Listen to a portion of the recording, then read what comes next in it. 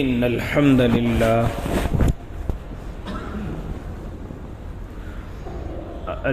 لله رب العالمين والعاقبة للمتقين والصلاة والسلام على سيد الأنبياء والمرسلين وعلى آله وأصحابه وأزواجه وذرياته أجمعين أما بعد فأعوذ بالله من الشيطان الرجيم بسم الله الرحمن الرحيم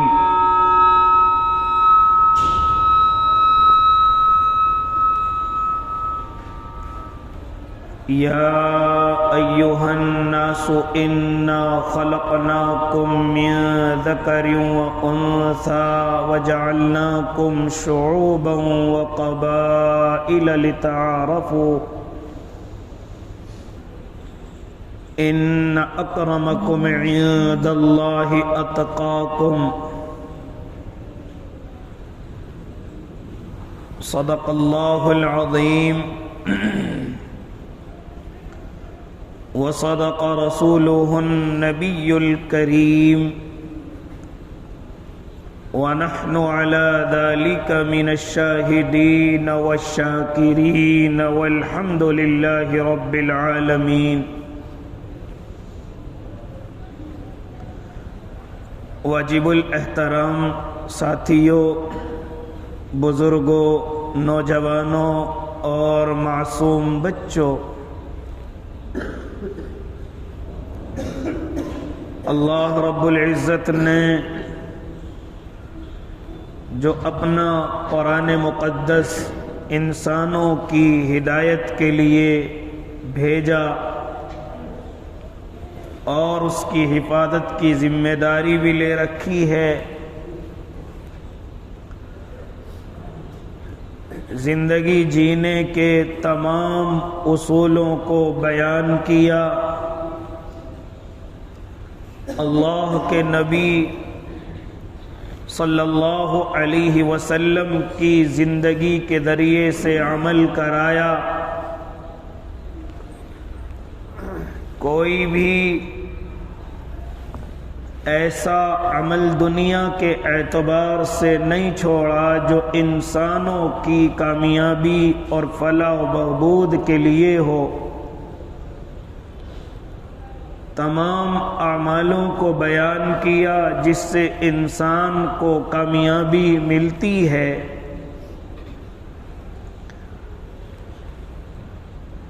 آپ سے کچھ ہفتوں پہلے آپ حضرات کو یاد ہوگا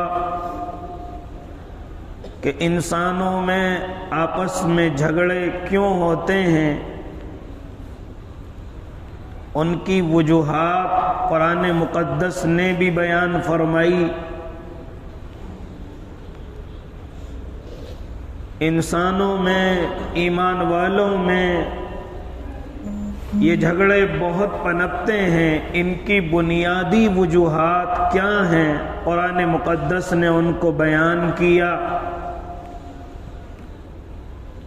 اگر ہم ان چیزوں کی پابندی کر لیں، ان غلطیوں سے اپنے آپ کو روک لیں، تو ہمارے آپس کے فتنے فساد، آپس کے جھگڑے اور لڑائیاں ختم ہو جائیں۔ قرآن مقدس نے پہلی چیز جو سورہ حجرات کے اندر بیان فرمائی کہ کسی کو اپنے سے نچلا نہ سمجھو، اپنے سے چھوٹا نہ سمجھو، سب کو اپنے سے اچھا سمجھو، کسی کا مذاق مت اڑاؤ، کسی کی غیبت نہ کرو، کسی کی نقل نہ اتارو، کسی کے خلاف بدگمانیاں نہ پھیلاؤ، کسی کے خلاف جاسوسی نہ کرو۔ یہ تمام چیزیں قرآن مقدس نے بیان کی ہیں کہ لوگوں تمہارے درمیان میں انہی وجہ سے جھگڑے پیدا ہوتے ہیں۔ بنیادی وجوہات یہی ہوتی ہیں جو تم میں آپس میں جھگڑے پنپتے ہیں۔ اس لیے ان حرکتوں سے اپنے آپ کو بچاؤ، کسی کا مذاق نہ اڑاؤ، کسی پر تہمت نہ لگاؤ، کسی کی غیبت نہ کرو، کسی کی جاسوسی نہ کرو، کسی کو طعنہ مت دو، کسی کو چھوٹا مت سمجھو۔ اگر یہ بیماریاں تمہارے اندر ہیں تو تمہارے درمیان سے جھگڑوں کو کوئی ختم نہیں کر سکتا۔ اسی کے بعد اللہ رب العزت نے اسی سے متصلاً اسی صورت کے اندر ایک اور آیت کریمہ بیان فرمائی کہ جانتے ہو تمہارے درمیان میں جھگڑوں کی ایک بڑی وجہ کیا ہے؟ وہ بڑی وجہ یہ ہے کہ تم آپس میں برادریوں میں بٹ چکے ہو، آپس میں خاندانوں میں بٹ چکے ہو، اور ایک برادری دوسری برادری سے اپنے آپ کو بڑا سمجھ رہی ہے، دوسرے کو چھوٹا سمجھ رہی ہے، اپنے خاندان کو افضل اور دوسرے خاندان کو نچلے طبقے کا سمجھ رہی ہے۔ اگر یہ بیماری تمہارے اندر سے ختم نہ ہوئی تو تم اپنے جھگڑوں کو بھی نہیں مٹا سکتے، اپنے درمیان کی نفرتوں کو بھی ختم نہیں کر سکتے۔ کیا فرمایا میرے اور آپ کے اللہ نے؟ جہاں بہت ساری کمیاں اور بہت ساری وجوہات ہمارے جھگڑوں کی بیان کی کہ تمہارے درمیان میں ان وجوہات سے جھگڑے پنپتے ہیں، اسی کے ساتھ ساتھ ایک اور بڑی بیماری بیان فرمائی، یا ایھا الناس انا خلقناکم من ذکر وانثی وجعلناکم شعوبا وقبائل لتعارفوا۔ اللہ رب العزت تمام انسانوں کو مخاطب کر کے فرما رہا ہے، خالی ایمان والوں کو نہیں، کیونکہ جھگڑا ایمان اور غیر ایمان والے دونوں کے اندر ہوتا ہے اور ہوتا رہتا ہے۔ اس لیے میرے اللہ نے خالی ایمان والوں کو مخاطب نہیں کیا بلکہ تمام انسانوں کو مخاطب کر کے ان کی حقیقت کو بیان فرمایا، اور بیان کس طریقے سے؟ اے لوگو، ہم نے تمہیں ایک ماں اور ایک باپ سے پیدا کیا ہے، ہم نے تمہیں ایک ماں حوا رضی اللہ عنہا اور ایک باپ حضرت آدم علیہ الصلوۃ والتسلیم سے پیدا کیا ہے۔ تم کوئی الگ تھلگ نہیں ہو، تم الگ الگ جنس نہیں ہو، بلکہ اگر تم یہ دیکھو کہ تم کب پیدا ہوئے، اس دنیا میں کب آئے، تو تمہیں یقیناً یہ نظر آئے گا کہ تمہیں حضرت آدم اور حضرت حوا یعنی ایک ماں اور ایک باپ سے تمہیں پیدا کیا گیا ہے۔ وَجَعَلْنَاكُمْ شُعُوبًا وَقَبَائِلَ لِتَعَارَفُوا، اور یہ جو ہم نے تمہارے قبیلے بنائے ہیں، یہ جو تمہارے ہم نے خاندان بنائے ہیں، جانتے ہو یہ بڑے پن کے لیے نہیں ہے، یہ چھوٹا ہونے کے لیے نہیں ہے، یہ متکبر بننے کے لیے بھی نہیں ہے، یہ اپنے آپ کو مایوس رکھنے کے لیے بھی نہیں ہے، بلکہ فرمایا میرے اللہ نے یہ قبیلے صرف تمہاری پہچان کے لیے ہیں، یہ قبیلے یہ خاندان صرف تمہاری شناخت کے لیے ہیں، کوئی بڑا اور چھوٹا قبیلوں کی وجہ سے نہیں، کوئی بڑا اور چھوٹا خاندانوں کی وجہ سے نہیں، بلکہ میرے اللہ نے ارشاد فرمایا یہ قبیلے یہ خاندان صرف تمہاری پہچان کے لیے ہے۔ ہاں اگر تم عزت دار بننا چاہتے ہو، اگر تم یہ چاہو کہ ہم دنیا میں سب سے مکرم ہو جائیں، سب سے باوقار ہو جائیں، تو ان اکرمکم عند اللہ اتقاکم، اللہ کے نزدیک سب سے زیادہ مکرم وہ ہے جو اللہ سے سب سے زیادہ ڈرنے والا ہے۔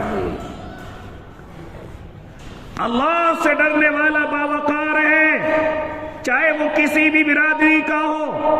اللہ سے ڈرنے والا عزت والا ہے، اکرام والا ہے، چاہے وہ کسی برادری کسی خاندان سے تعلق رکھتا ہو، اس چیز کو میرے اور آپ کے اللہ نے قرآن مقدس کے اندر بیان کیا، اور جانتے ہو کیسے وقت میں بیان کیا اور کیسی زمین پر بیان کیا کہ جہاں پر عرب کی زمین ہے اور عرب کے لوگ عربی بولنے کی وجہ سے اپنے آپ کو بڑا افضل سمجھتے ہیں اور پوری دنیا کو عجمی کہتے ہیں۔ عجمی کے معنی ہیں گونگا، اور اسی طریقے سے وہ عربی بولنے والے کو صرف بولنے والا کہتے ہیں، اور جو پوری دنیا عربی نہیں بولتی اس کو عجمی کہا جاتا ہے۔ اور عجمی کہتے کسی ہیں جس پر بولنا نہ آتا ہو، جس کو گونگا کہا جاتا ہو۔ عرب کے لوگ اپنے آپ کو عربی کہتے ہیں اور پوری دنیا کے لوگوں کو عجمی کہتے ہیں کہ ہم ہیں اصل، ہم پر عربی آتی ہے، ہم فصاحت و بلاغت کے اعتبار سے بات کرتے ہیں۔ پوری دنیا گونگی ہے، پوری دنیا پر بات کرنا نہیں آتا، پوری دنیا پر بولنا بھی نہیں آتا، پوری دنیا عرب کے علاوہ عزت دار نہیں ہے۔ یہ میرے اور آپ کے آقا کے آنے سے پہلے عرب کا حال ہے، اور عرب کے لوگ اپنے آپ کو بڑا اونچا سمجھتے تھے، بڑا افضل سمجھتے تھے، اور پوری دنیا کو ذلیل سمجھتے تھے، پوری دنیا کو گونگی سمجھتے تھے، پوری دنیا کو اپنا غلام سمجھتے تھے۔ لیکن جیسے ہی میرے اور آپ کے آقا محمد عربی تشریف لائے، قدم رکھا، نبوت سے سرفراز کیے گئے، سب سے پہلے میرے آقا نے اسی گھمنڈ کو ان کے چور کیا، اسی تکبر کو ان کو چور کیا، اور اعلان کر دیا کہ لوگوں کوئی بڑا اور چھوٹا نہیں ہے، کسی عربی کو عجمی پر فوقیت نہیں ہے، کسی گورے کو کسی کالے پر فوقیت نہیں ہے۔ ہاں اگر کوئی یہ چاہے کہ میں اس زمین پر اور آخرت میں پروقار رہوں تو اس کو چاہیے کہ وہ اللہ سے ڈرنے والا ہو جائے۔ جو سب سے زیادہ اللہ سے ڈرے گا وہی اللہ کے نزدیک سب سے زیادہ اکرام والا سمجھا جائے گا، سب سے زیادہ عزت والا سمجھایا جائے گا۔ یہ بیماری عرب کے اندر موجود ہے، میرے اور آپ کے آقا محمد عربی نے اسی بیماری کو ختم فرمایا اور قرآن کی آیت پڑھ کر کے سنائی، یا ایھا الناس انا خلقناکم من ذکر و انثی وجعلناکم شعوبا وقبائل لتعارفوا ان اکرمکم عند اللہ اتقاکم۔ یہ میرے اور آپ کے آقا نے آیتیں پڑھ کر کے سنائی۔ ہاں جو آپس میں نفرت بھی کرتے تھے، ایک دوسرے کو بڑا اور چھوٹا بھی سمجھتے تھے، یہاں تک کہ آقا غلاموں پر ظلم کرتے تھے، یہاں تک کہ مالدار غریبوں پر ظلم کرتے تھے، یہاں تک کہ طاقتور کمزوروں کو ستاتے تھے، یہاں تک کہ مرد عورتوں پر ظلم کرتے تھے، بیٹیوں بچیوں بیویوں پر ظلم کرتے تھے۔ یہ تمام چیزیں عرب کے اندر پائی جاتی تھی۔ میرے اور آپ کے آقا نے سب سے پہلے اسی قومی عصبیت کو توڑا، اسی برادری کی طرفداری کرنے کو توڑا کہ اے عرب کے لوگوں، تمام انسان اللہ کی نظروں میں برابر ہیں، کوئی بڑا اور چھوٹا نہیں ہے، کوئی نچلا اور اونچلا نہیں ہے، بلکہ سب کے سب اللہ کی نظروں میں برابر ہیں۔ اگر بڑا اور چھوٹا اللہ کی نظروں میں ہے تو صرف اللہ سے ڈرنے والا بڑا ہے، اور اللہ کی نہ مان کر کے دنیا میں رہنے والا اللہ کی نظروں میں گرا ہوا ہے۔ یہ میرے آقا نے اعلان فرمایا عرب کی سرزمین پر، اور خالی اعلان نہیں بلکہ میرے اور آپ کے آقا نے اپنے عملوں سے بھی کر کے دکھایا کہ جو عرب کے لوگ اپنے آپ کو بولنے والا سمجھتے تھے اور پوری دنیا کے لوگوں کو گونگا سمجھتے تھے، میرے آقا نے اس تفریق کو ختم کیا، میرے آقا نے ان کے دل کے اس گھمنڈ کو ختم کیا۔ وہ کس طریقے سے کہ اگر اللہ کو نہ ماننے والا ابو لہب ہے، میرے آقا کو تانے دیتا ہے، میرے آقا پر پتھر اچھالتا ہے، تو میرے اللہ نے کس طریقے سے ذلیل کیا۔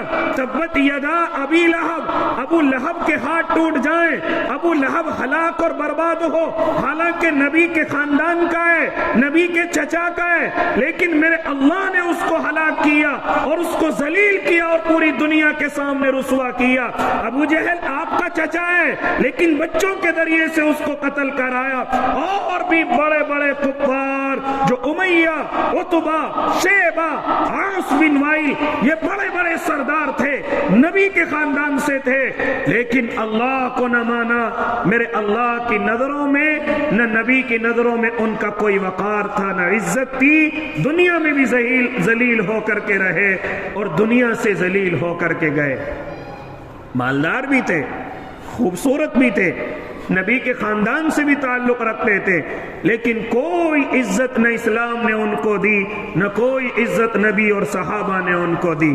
اس کے بالمقابل آپ ذرا دیکھیں، اپنے اسلام کی خوبصورتی دیکھیں، اپنے قرآن کے اس نہج کو دیکھیں کہ بیچارے حبشہ سے آنے والے، بھاگ کر کے آنے والے، غلامی کی زندگی گزارنے والے اور بالکل کالے کلوٹے، نہ کوئی خاندان جانتا نہ گھر جانتا ہے، بیچارے ایسی گھومتے پھرتے دوڑتے بچتے بچاتے اللہ کے نبی کی خدمت میں حاضر ہوتے ہیں، عرب کے غلام ہیں، امیہ کے غلام ہیں، لیکن جیسے ہی میرے آقا کے سائے میں آ کر کے ایمان کو قبول کرتے ہیں، ختم کر دیا گیا کہاں کے رہنے والے تھے، ختم کر دیا گیا ان کا رنگ کیسا ہے، ختم کر دیا گیا مالدار ہیں کہ غریب ہیں، ختم کر دیا گیا کہ ان کے خاندان والے کون ہیں۔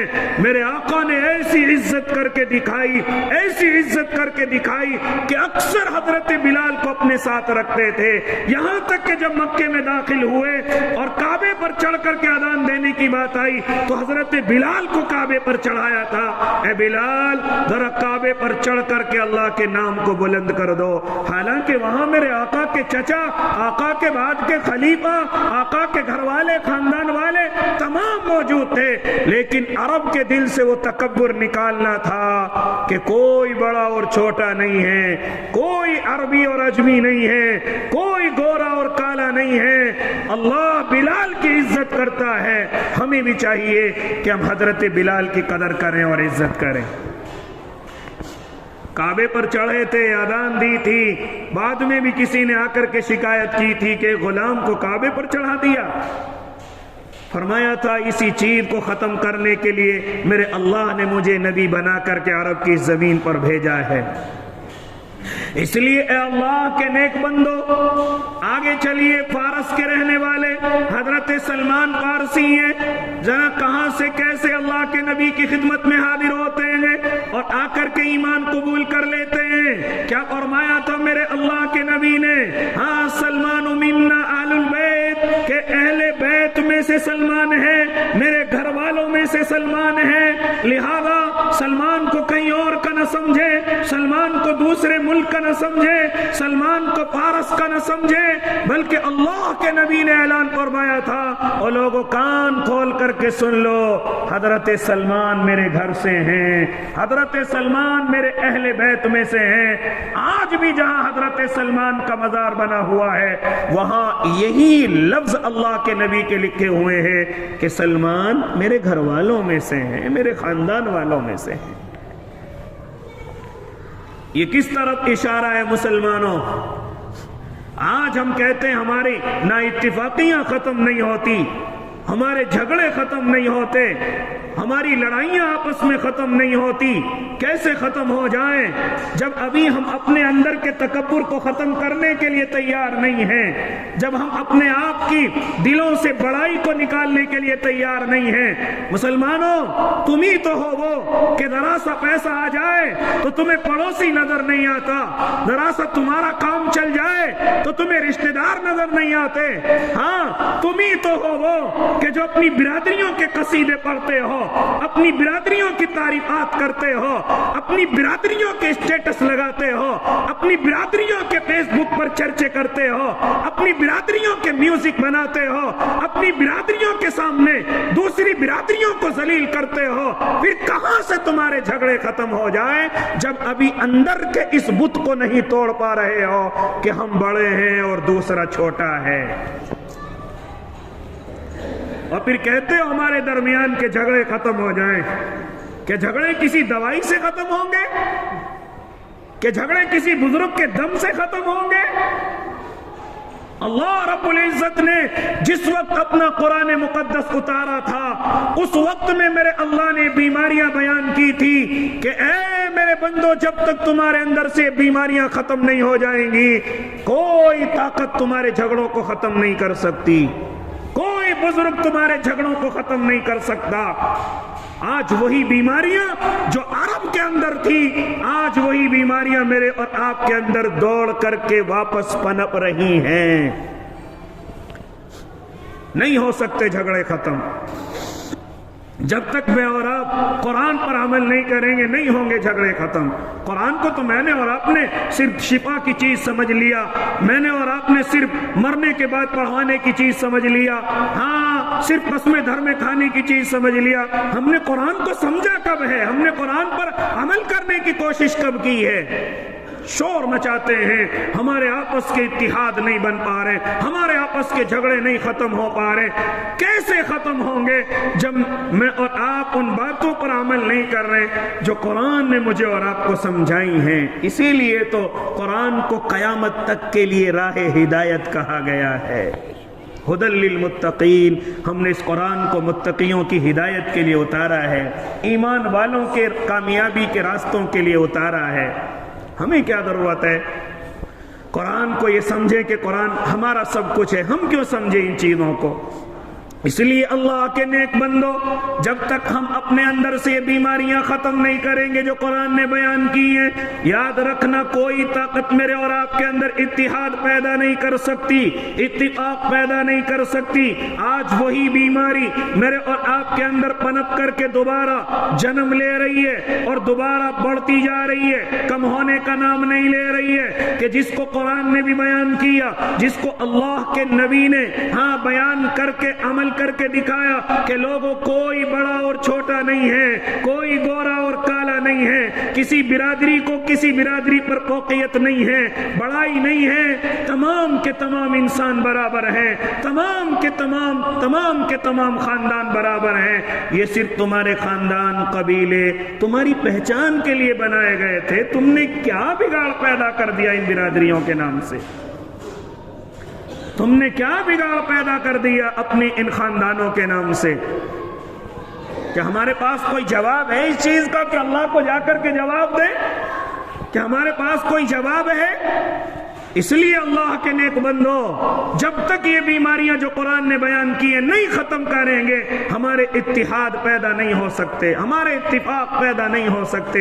یہ ایک بڑی بیماری جو پنپ کر کے آ رہی ہے کہ میں اور آپ ایک دوسرے سے اپنے آپ کو بڑا سمجھنے لگے ہیں، ایک دوسرے سے اپنے آپ کو اونچا سمجھنے لگے ہیں، اور اسٹیٹس لگا رہے ہیں اپنی برادریوں کے، گانے بن رہے ہیں اپنی برادریوں کے نام کے، یہاں تک کہ بڑے بڑے قصیدے پڑھے جا رہے ہیں اپنی برادریوں کے نام کے، اور کسی کو ذلیل کیا جا رہا ہے برادریوں کے نام پر۔ یہ کرنے والے کوئی غیر ایمان والے نہیں، بلکہ وہ ہیں جن کا کلمہ بھی ایک، قرآن بھی ایک، اللہ بھی ایک، نبی بھی ایک، جن کی تمام چیزیں میرے اللہ نے ایک کی ہیں، وہ آج اپنے آپ کو برادریوں کے نام پر بانٹ رہے ہیں۔ یہ تو مجبوری ہے کہ نماز ہمارے اوپر فرض ہے، اور جب تک قبول نہیں ہوگی، جب تک نماز نہیں ہوگی، جب تک ہم کعبے کی طرف کو نہیں کھڑے ہوں گے۔ ورنہ اگر کعبے کی تخصیص نہ ہوتی تو ایک برادری ادھر کو منہ پڑ کے پڑھ رہی ہوتی، دوسری ادھر کو پڑھ رہی ہوتی، تیسری ادھر کو پڑھ رہی ہوتی۔ یہ تو مولویوں نے اس عمل کو سختی سے کرایا کہ لوگوں اگر قبلے سے ذرا سے بھی ہٹ گئے تو نماز نہیں ہوگی۔ اللہ نے اس کو فرض کر دیا، نبی نے اس کو فرض کر دیا۔ ورنہ آج اگر ہمارے زمانے میں اس وقت میں اگر یہ فرض نہ ہوتا تو اپنی برادریاں الگ الگ نماز پڑھ رہی ہوتی، مسجدیں تو الگ کر ہی لی ہیں، قبرستان تو الگ کر ہی لیے ہیں، بیاہ شادیوں کے طریقے تو الگ کر ہی لیے ہیں۔ یہ تو ہم مجبوری میں نماز پڑھ لیتے ہیں، ورنہ اگر اللہ اس کی بھی اجازت دے دے کہ جس طرف چاہو نماز پڑھو تو پھر فلاں برادری ادھر، فلاں برادری ادھر کی طرف، صبح کی نماز دوسری برادری اس وقت پڑھے گی، ہاں وہ صبح کی ظہر کے وقت پڑھے گی، وہ ادھر کو پڑھے گی، یہ ادھر کو پڑھے گی۔ یہ ایک بڑے فتنے کے اندر میں اور آپ مبتلا ہو جاتے۔ یہ تو شکر سمجھو اللہ رب العزت کا، اپنے محبوب کا، اور ان علماء کا کہ جنہوں نے اس کو سختی سے کیا ہوا ہے، ورنہ اب تک تو میں اور آپ اپنے برادریوں کے اعتبار سے قبلے بھی کر لیتے، مسجد تو کر ہی لی ہے، قبرستان تو کر ہی لیے ہیں۔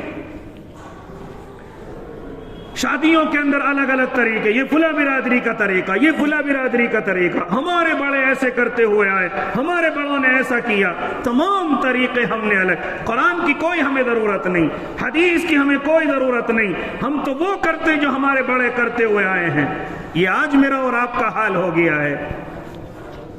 इसलिए अल्लाह के नेक बंदो, अगर ये बीमारी खत्म न की गई तो याद रखना, इत्तिहाद नहीं आ सकता, इत्तिफाक पैदा नहीं हो सकता, इंतशार ही रहेगा, लड़ाई और झगड़े हमेशा पनपते रहेंगे जब तक मैं और आप इस चीज पर पाबंद नहीं हो जाते कि तमाम इंसान एक माँ और बाप से पैदा किए गए हैं, कोई बड़ा और छोटा नहीं है। ये कबीले, ये खानदान सिर्फ पहचान के लिए बनाए गए हैं कि 3 अब्दुल्ला नाम के हैं। अब हम कैसे पहचाने कि कौन सा अब्दुल्ला कौन है? इस पहचान के लिए कि पहचान लिया जाए वो अब्दुल्ला जो उस खानदान से ताल्लुक रखता है, ये वो अब्दुल्ला है जो उस बिरादरी से ताल्लुक रखता है, ये वो अब्दुल्ला है जो उस कबीले का रहने वाला है। सिर्फ इस पहचान के लिए बनाए गए हैं, वरना अल्लाह के नेक बंदो कोई बड़ा और छोटा इस शरीयत के अंदर नहीं है। और मेरे आका ने इसको अपनी जिंदगी से और इसको अपने अमल से भी बतलाया है। लेकिन उम्मत मुहम्मदिया समझने के लिए तैयार नहीं, न बड़े समझने के लिए तैयार, न छोटे अमल करने के लिए तैयार, न पढ़े लिखे समझने के लिए तैयार, न बिना पढ़े लिखे तो उनसे भी 2 कदम आगे चल रहे हैं। आज पूरी बर्बादी इसी की वजह से है कि आज कोई अल्लाह के इस जुमले को समझने के लिए तैयार नहीं है। फरमाया था मेरे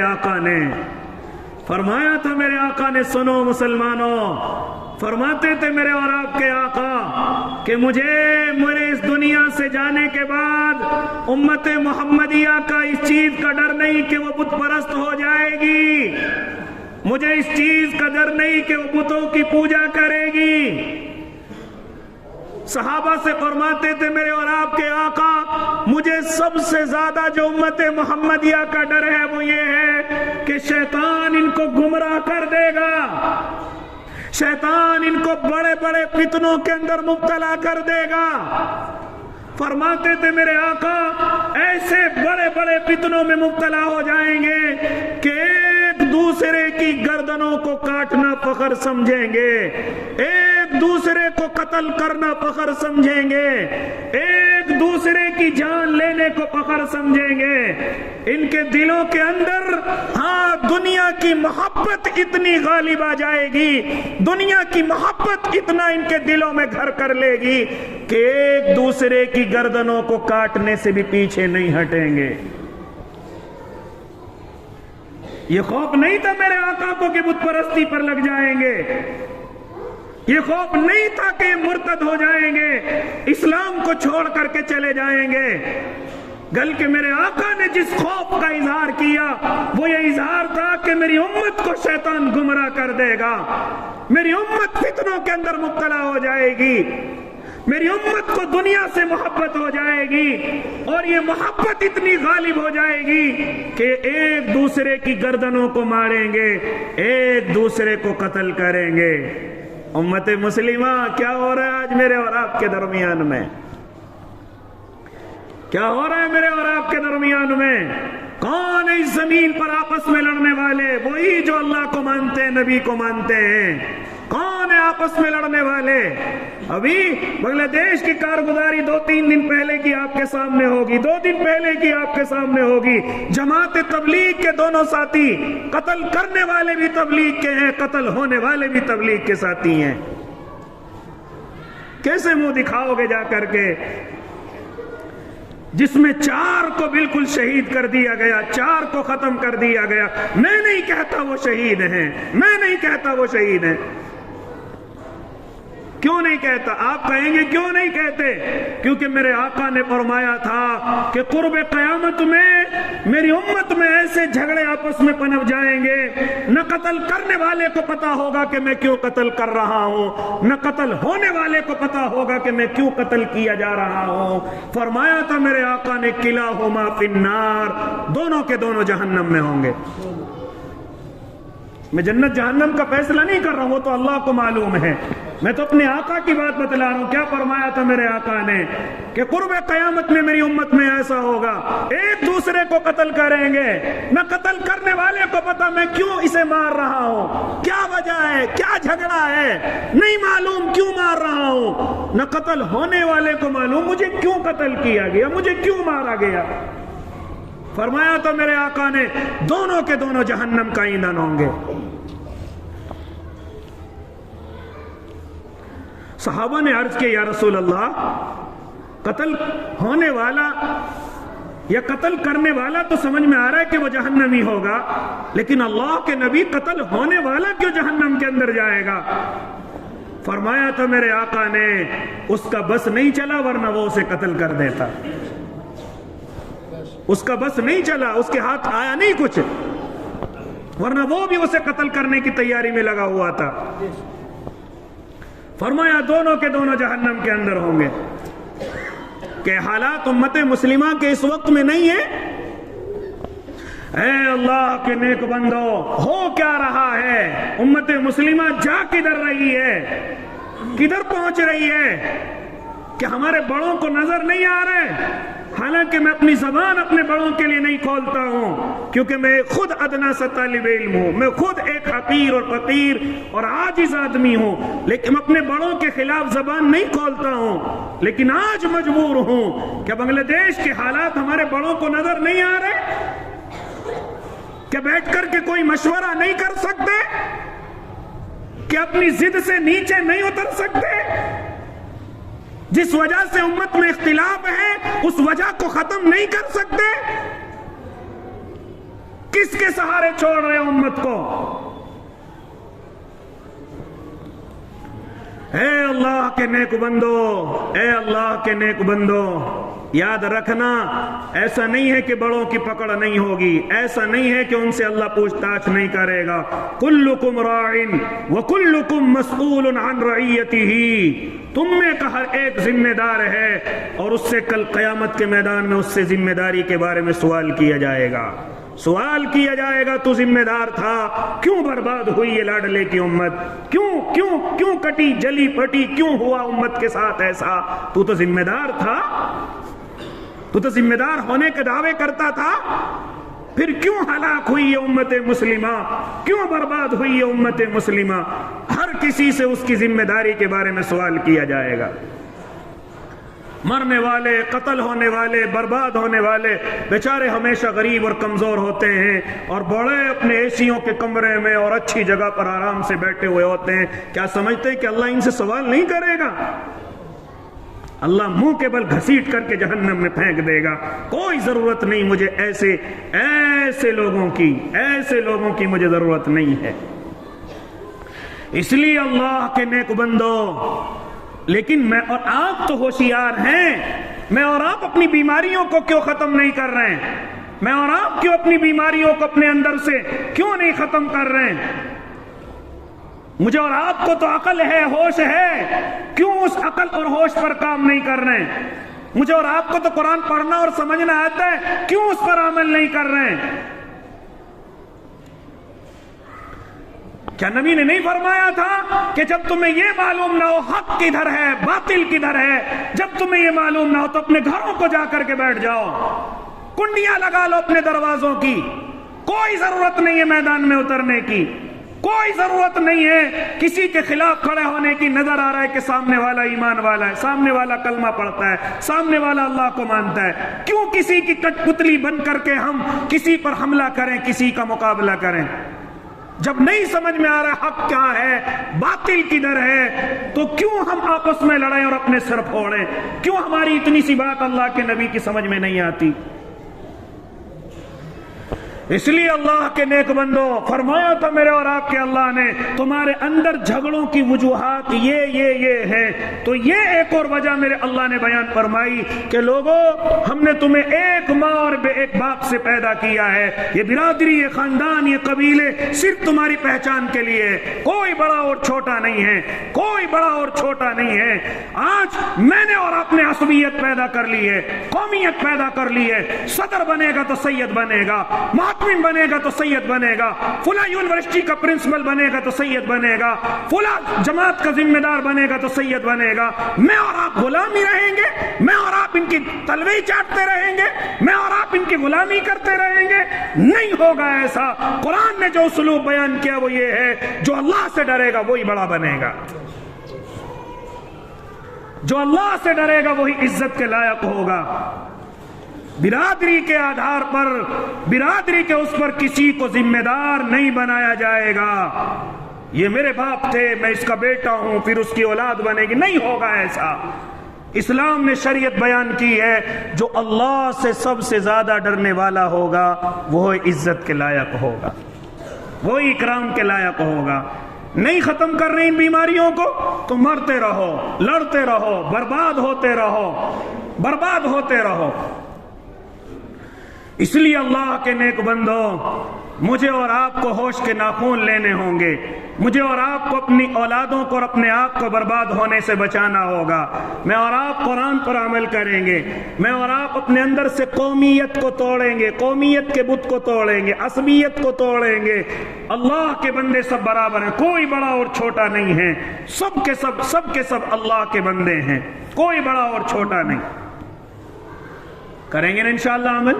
او اللہ کے نیک بندو، آج ہم یہ کہتے ہیں کہ ہم پر ظالم حکمراں مسلط ہو گئے، آج ہماری حکومت ظالم ہے، آج ہم پر ظلم ہو رہا ہے، لیکن یہ چیز مجھے اور آپ کو الیکشن کے وقت کیوں یاد نہیں رہتی؟ یہ مجھے اور آپ کو انتخاب کے وقت کیوں یاد نہیں رہتی؟ تب تو ہم یہ دیکھتے ہیں کہ ہماری برادری کا کہاں کھڑا ہوا ہے، ہماری برادری کا کدھر الیکشن لڑ رہا ہے۔ ہار نہ ہار جائے لیکن ووٹ اپنی برادری کو دیں گے، نہ نیک دیکھیں گے، نہ متقی دیکھیں گے، نہ اللہ سے ڈرنے والا دیکھیں گے۔ ہاں، چاہے چور ہو، اچکا ہو، ڈاکو ہو، زناکار ہو، چاہے کچھ بھی ہو، سود خور ہو، جوا سٹا لگانے والا ہو، نہیں ہماری برادری کا ہے تو ہم ووٹ دیں گے۔ اب جب ظالم کو میں اور آپ طے کرتے وہ ظلم کر رہا ہے تو کیوں رو رہے ہو؟ کیوں اپنے آنسو بہا رہے ہو؟ کس کو سنا رہے ہو اپنے آنسو بہا کر کے؟ خوب سمجھایا جاتا ہے کہ اللہ کے بندو ہوش کے ناخون لو، ہوش کے ناخون لو، برادریوں کی طرف مت جاؤ، اپنے اچھے آدمی کو دیکھو، چاہے وہ ہماری برادری کا ہو چاہے دوسری برادری کا ہو، اچھے آدمی کا انتخاب کرو۔ لیکن نہیں سمجھ میں آتی، نہیں سمجھ میں آتی، روتے رہو پھر 5 سال روتے رہو، ہم پر ظلم ہو رہا ہے، ہماری مسجدوں کو توڑا جا رہا ہے، ہمارے ساتھ ظلم ہو رہا ہے، ہمارے ساتھ یہ ہو رہا ہے، کوئی سننے والا نہیں ہے، کیونکہ غلطی کسی اور کی نہیں، میری اور آپ کی ہے، کسی اور کی نہیں۔ سب مزے لیں گے، سڑکوں پہ آؤ گے گولیوں سے بھون دیے جاؤ گے، سڑکوں پہ آؤ گے جیلوں کی سلاخوں کے پیچھے ڈال دیے جاؤ گے، کوئی نہیں سننے والا تمہاری۔ یاد رکھنا اللہ کے نیک بندو، اگر عقل اب بھی ہے تو انتخاب کا انتظار کرو، اور جو بھی اچھے لوگ ہیں ان کو منتخب کرو، جو بھی نیک لوگ ہیں ان کو منتخب کرو۔ ایک طرف سب کو بٹھا دیجئے کہ نہیں، صرف الیکشن ہم ایک آدمی کو ووٹ دیں گے، ایک آدمی کا ہم انتخاب کریں گے، وہ کس برادری کا ہم نہیں جانتے، وہ کس سے تعلق رکھتا ہے ہم نہیں جانتے، ہم صرف ایک کو دیں گے۔ لیکن نہیں، ہاں ہماری برادری کا تو پہلی دفعہ کھڑا ہوا ہے، ہماری برادری کب تک کامیاب کہاں ہوا ہے، یہ برادری اتنی بڑھ جاتی ہے کہ دوسرا کامیاب ہو کر کے چلا جاتا ہے۔ کیا نہیں ہوتا مسلمانوں ایسا؟ پھر کیوں روتے ہو ہم پر ظلم ہو رہا ہے؟ اس لیے اللہ کے نیک بندو، میرے اور آپ کے جھگڑوں کی ایک بڑی وجہ جو قرآن مقدس نے بیان کی ہے کہ اپنے اندر سے برادریوں کے بت کو توڑ دو، اپنے اندر سے خاندانوں کے بت کو توڑ دو، اپنے اندر سے قبیلے کے اس تکبر کو توڑ دو۔ سب کے سب انسان برابر ہیں، کوئی چھوٹا اور کوئی بڑا نہیں ہے، اگر بڑا ہے تو صرف اللہ سے ڈرنے والا ہے، اگر ہم میں کوئی عزت کے لائق ہے تو وہ صرف اللہ سے ڈرنے والا ہے، اور اللہ سے ڈرنے والا کون ہے یہ صرف اللہ ہی جانتا ہے۔ ان اکرمکم عند اللہ اتقاکم، یا فلا تزکوا انفسکم هو اعلم بمن اتقى، تم میں سب سے زیادہ اللہ سے ڈرنے والا کون ہے یہ اللہ کے علاوہ کوئی نہیں جانتا۔ کریں گے نا انشاءاللہ؟ برادریوں کے بت کو توڑیں گے، اسے اپنے اندر سے خاندانوں کے بت کو توڑیں گے، اور آپس میں ایک کلمہ اور ایک ایمان اور ایک اللہ اور ایک قرآن پر ایمان رکھتے ہوئے انشاءاللہ اپنی زندگی کو گزاریں گے۔ اگر یہ بت نہ توڑا تو میں اور آپ اپنی بربادی کی خود ہی وجہ بنیں گے۔ کوئی اور مجھے اور آپ کو برباد نہیں کرے گا، بلکہ میں اور آپ خود ہی اپنی بربادی کی وجہ بنیں گے۔ اس لیے جو لڑنے جھگڑنے والے آپس میں، ان کو ایک طرف چھوڑ دیجئے، لڑتے رہے جھگڑتے رہے۔